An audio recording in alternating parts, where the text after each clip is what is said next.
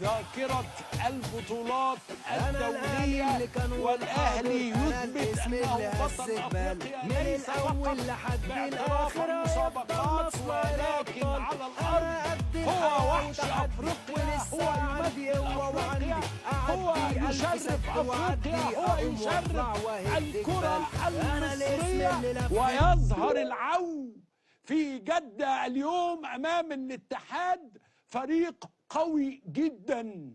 ويقول لك الاهلي ناقصه مهاجم. طب لو كان الاهلي معاه المهاجم كان هيعمل ايه؟ اداء عظيم، اداء جبار، نادي كبير وجمهور وفي وجمهور هايل على الطريقة الحسانية الشحاتية.